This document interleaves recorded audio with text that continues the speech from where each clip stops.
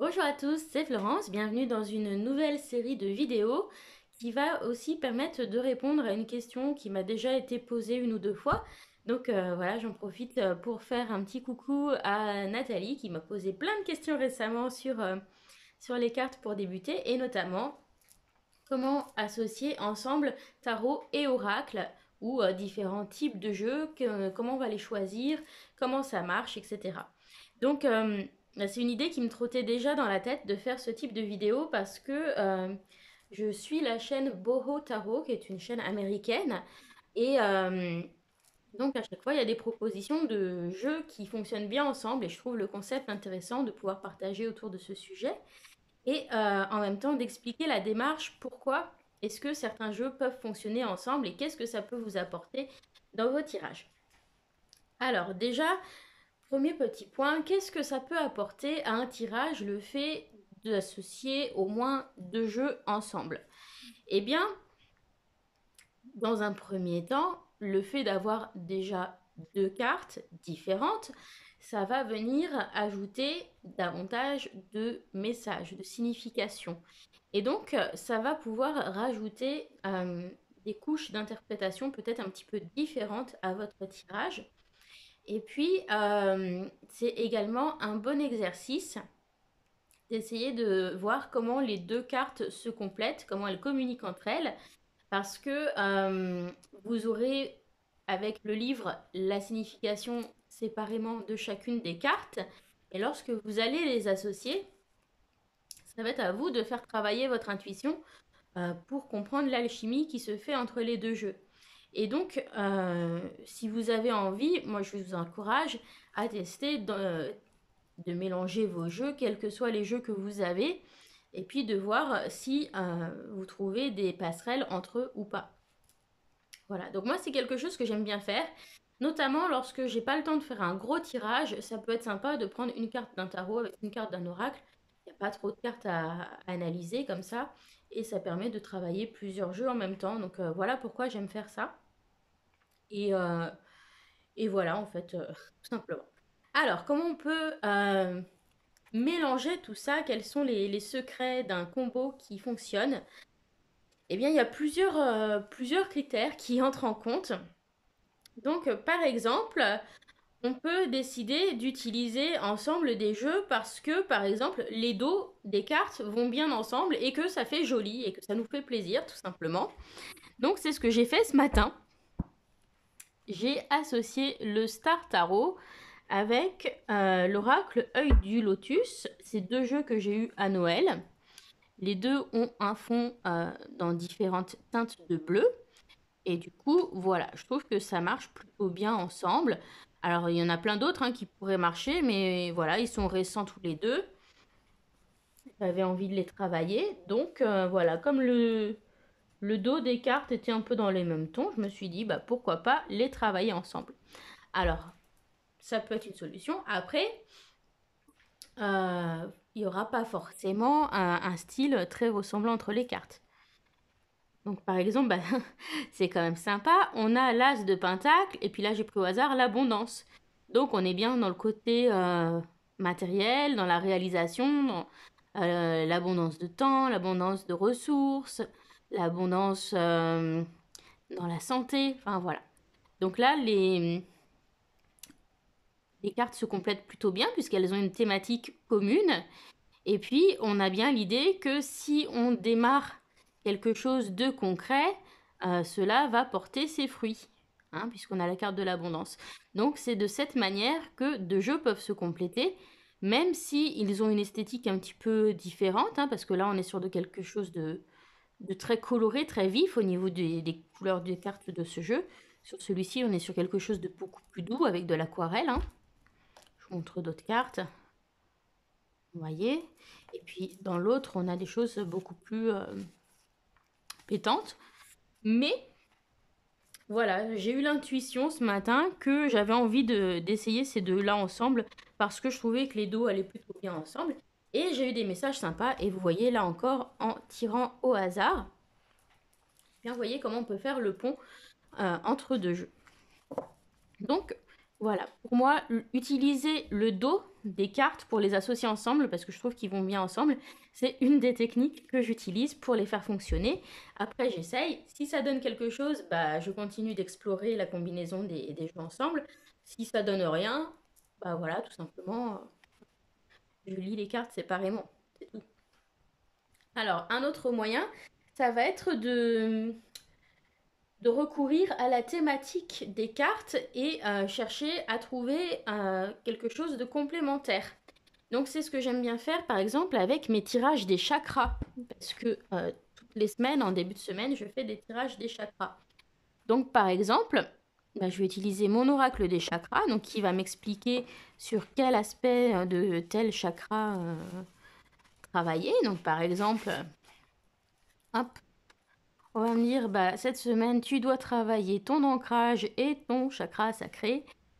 C'est même quand je fais une vidéo juste comme ça pour montrer, ça sort toujours les mêmes messages. C'est fou. Et puis, bah, pour travailler ces chakras, on peut avoir besoin d'outils extérieurs, d'aide extérieure pour aider à se réaligner. Par exemple, les cristaux. Donc, eh bien, je vais par exemple travailler les oracles sur les chakras avec des oracles sur les cristaux pour allier travail sur les chakras et lithothérapie. Donc là, hop, pareil, je vais mélanger mes cartes. Hop, je vais en prendre une. Bon, apophilite, c'est pas spécialement chakra racine, mais bon.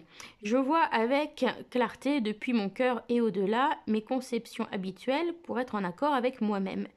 Donc, ce qui est intéressant de faire ça, c'est que parfois, quand on fait un travail énergétique sur les chakras, etc., on se dit qu'il faut forcément une pierre de la couleur du chakra pour le rééquilibrer. Mais ce n'est pas toujours le cas.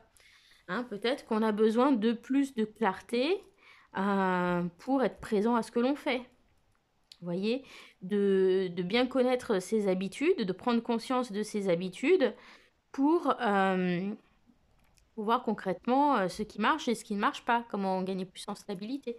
Donc voilà, ça peut être un exemple. On peut aussi, par exemple, apporter d'autres ressources comme un oracle sur les couleurs ou un oracle sur les fleurs, un oracle sur les animaux. Voilà, donc quand il y a des thématiques qui peuvent se compléter comme ça, bah, ça peut être intéressant d'associer les jeux ensemble. Alors, ensuite, une autre technique quasiment infaillible pour utiliser des jeux ensemble, eh bien, c'est lorsque l'auteur a fait à la fois un tarot et un oracle. Et donc, comme c'est à peu près dans le même style graphique, etc., et que c'est la même personne qui a travaillé dessus, normalement, ça devrait bien fonctionner ensemble. Donc, par exemple, bah, si je viens ressortir les jeux de Jasmine Beckett-Griffith, par exemple, c'est de là que j'ai eu à Noël, j'imagine que si je tire des cartes ensemble, bah, ça va bien fonctionner parce que c'est la même personne qui a réfléchi aux cartes et on va retrouver la même esthétique. D'accord, donc hop. On va faire un petit essai, hein. On va voir ce que ça donne. Je retire le livre ici parce que je sens qu'il va me faire des catastrophes. Donc, je vais prendre une carte du tarot, hein, le Beautiful Creatures Tarot. Donc, hop. Je prendrai celle qui est au-dessus. Et puis, je vais prendre une carte de l'oracle, par exemple l'oracle des contes de fées. Donc, l'univers des contes de fées, c'est un univers aussi qu'on retrouve dans son tarot, hein, puisque c'est une artiste qui puise son inspiration dans les contes, dans Alice, au Pays des Merveilles. Ce genre de choses. Donc, on va retrouver des choses communes normalement. Donc, hop, je vais couper. Et pareil, je prendrai celle du dessus, par exemple. Voilà, donc déjà, visuellement, hein, ça fonctionne. Puisque c'est la même artiste. Et puis, on a la transformation, donc c'est la carte de la mort, la transition. Et puis là, l'elfe de la rose avec les révélations. Alors, on peut aller voir ce que raconte cette carte, mais au-delà de ça, on a quand même des crânes dans les deux cartes. Et on peut aussi, du coup, voir un petit peu quelle peut être... qu'est-ce que ça nous évoque, travailler peut-être plus avec le côté psychologique. Voilà, ou aller voir le compte. Celui-ci, je ne le connais pas, le jeu, je ne le connais pas encore bien, donc voilà, je ne sais pas réellement ce que ça donne. Mais voilà, je trouve ça intéressant. Déjà, on prend 2 cartes au hasard et on voit des points communs entre elles. Alors, voilà. Ensuite, on peut s'inspirer des atmosphères des jeux pour trouver des combinaisons qui conviennent bien. Donc, par exemple, je me suis acheté le très joli Oak Ashen Thorn Tarot, qui est un tarot avec des animaux de la forêt. Donc, voilà, on a un thème animalier, très nature, avec des tons neutres et naturels. D'accord. Et celui-ci, on peut l'utiliser avec une carte de clarification, avec un oracle qui aura aussi des animaux ou un côté assez proche de la nature, comme ça. Et donc, moi, ce que j'ai trouvé comme association sympa, par exemple, c'est avec le Earthbound Oracle de Skullgarden. Vous voyez, on a aussi des animaux, on a aussi des teintes très naturelles, un petit peu forêt, et du coup, les jeux fonctionnent assez bien ensemble. Donc, c'est ce qu'on va faire encore. On va prendre une petite carte au hasard du tarot, puis une carte de l'oracle, dans celle du dessus, chacun des jeux, et on va voir comment ça fonctionne, qu'est-ce qu'on peut trouver. Voilà, même visuellement, les deux dos fonctionnent assez bien ensemble parce que on est dans des teintes sobres et naturelles. Vous voyez. Donc, par exemple, l'as d'épée et la notion de lien. Donc, l'as d'épée, ça nous parle de l'intellect, ça nous parle de la clarté, de la compréhension. Et donc, peut-être que cet instant de clarté va nous permettre de faire le lien avec une situation ou avec quelque chose.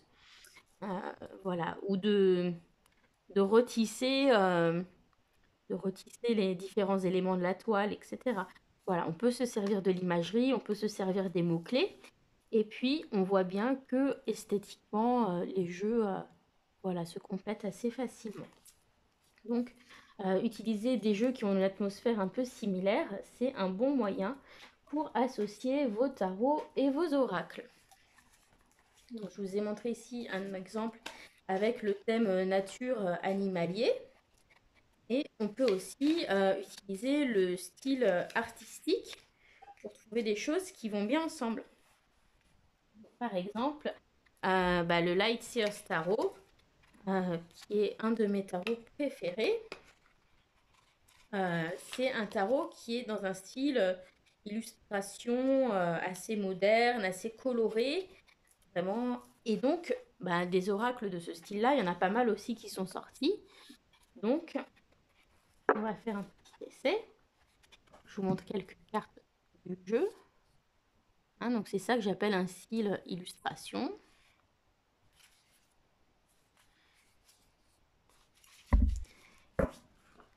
Et donc, si je le bats et que je prends une carte, par exemple, de l'oracle Believe in Your Own Magic, eh bien, qui est cet oracle-là, on voit que le style aussi, il est illustratif, moderne et coloré. Vous voyez, on retrouve le même style graphique un petit peu, bien que ce ne soit pas tout à fait les mêmes artistes. Et on est un peu dans la même atmosphère, un peu jeune, witchy, coloré, etc. Donc, c'est des jeux qui vont, excusez-moi, qui vont bien fonctionner ensemble normalement. Donc, je vais mélanger rapidement celui-ci. Et on prendra la carte qui est au-dessus de chacun des paquets pour voir ce que ça donne. Hop là, donc je coupe. Et donc, on a le 10 des épées avec la tempête. Après la pluie vient le beau temps. Donc, voilà, on a deux personnages qui sont en train de peut-être de fuir une situation aussi. La tempête, on a l'idée d'énergie lourde. Ici, là aussi, on a l'idée de lourdeur avec toutes ces fardeaux, toutes ces choses qu'elle emmène avec elle. Et donc, on est aussi dans le 10 qui approche de la fin de quelque chose. Donc, voilà, dans les deux cas, on nous dit cette situation lourde, elle arrive à une fin. Voilà, comme on peut bricoler et compléter. Et puis, vous voyez, d'un point de vue illustration, ça se répond assez bien. On a une jeune fille avec un manteau jaune dans les deux cas, une jeune fille avec des cheveux plutôt châtains, plutôt longs. Donc voilà, c'est un peu le hasard, mais les illustrations font un petit peu comme des scènes qui se complètent. Voilà, parce qu'on est un petit peu dans le même style graphique.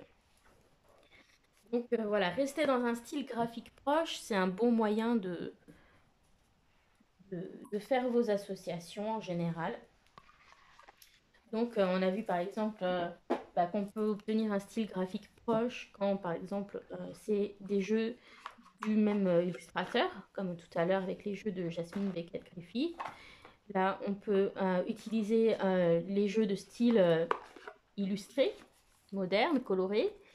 On peut avoir des choses un petit peu plus éthérées, féeriques, fantastiques, bizarres, qui vont bien fonctionner ensemble.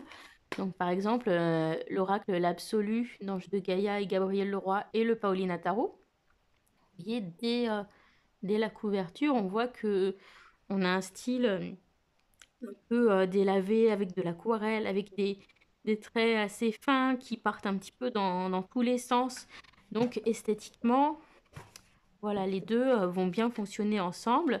Et on a cet univers un petit peu nébuleux, un peu féerique dans les deux jeux. Donc, ils vont fonctionner aussi plutôt bien ensemble. Hein, même les dos, c'est pas vilain de les regarder à côté. Vous voyez? Donc, je vous propose qu'on mélange, pareil, pop, pop, pop, et on prend un de chaque pour voir un petit peu comment ça réagit ensemble. Donc là, plus que les couleurs, pour l'association ici, c'est le style graphique hein, et le thème féerique que j'ai, ou des êtres un petit peu oui, des mondes parallèles, etc. Le petit peuple. Voilà, on a cette atmosphère-là qui recoupe dans les deux jeux. Et donc, je pense que ça fonctionne bien ensemble. Donc, par exemple, hop là. Vous voyez, visuellement, on a des personnages assez longs, c'est assez chargé dans les deux jeux. Voilà, je trouve que ça se ressemble. Donc ici, on a la stérilité, dénuement, vacuité, contentement et stérilité. Et de l'autre côté, on a le chariot. Alors, on a une sorte de contraste, en fait, entre les deux cartes, du coup. Entre la stérilité et la carte du chariot, qui est la carte de l'avancement et de la réussite. Ici, on a l'impression d'un personnage peut-être un peu dans la stagnation. Et du coup, peut-être que cette vision-là, ce n'est qu'une illusion et que en se contentant de ce que l'on a, on peut se rendre compte que on a déjà quelque chose, on a déjà réussi, on a déjà une réussite, enfin voilà, on peut bâtir là-dessus. Mais en tout cas, visuellement, on est dans un style assez proche. Voilà. Alors,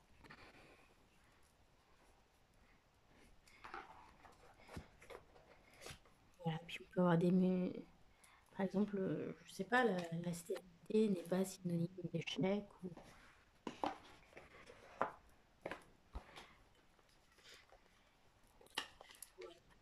Alors, et puis je propose un dernier exemple, ça va être d'utiliser aussi les couleurs qui se ressemblent ou des effets qui se ressemblent pour associer les jeux ensemble. Donc par exemple, le tarot des mondes sauvages et inconnus, il va bien aller avec les jeux qui sont en noir et blanc ou en noir et une autre couleur.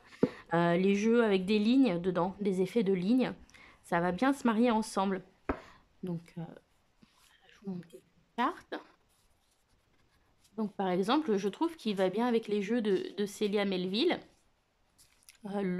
notamment son petit Lenormand, le reflet de lune Lenormand. Donc pareil, on va mélanger un petit peu.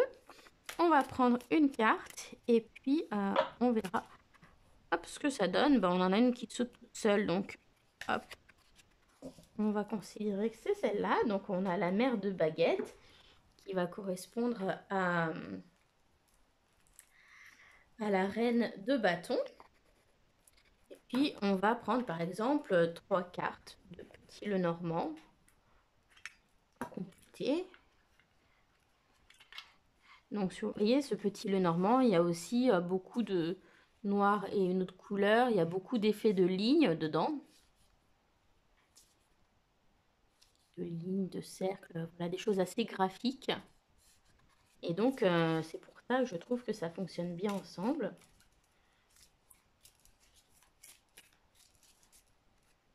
Hop.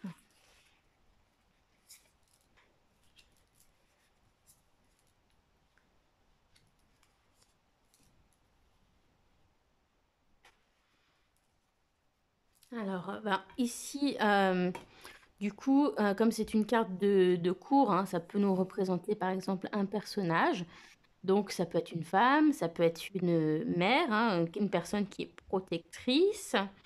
Donc, ensuite, ici, on a la montagne qui parle de difficultés, d'obstacles. On a la tour qui peut nous parler de solitude. Donc, quand on associe ces 3 cartes ensemble, bah, peut-être que ça nous parle d'une mère célibataire qui a des difficultés, qui est isolée. Et cette personne doit faire des choix. Voilà, tout simplement. Donc, ça peut aussi se compléter de cette manière-là. Voilà, donc ensuite, associer différents systèmes, c'est aussi un moyen efficace de gagner en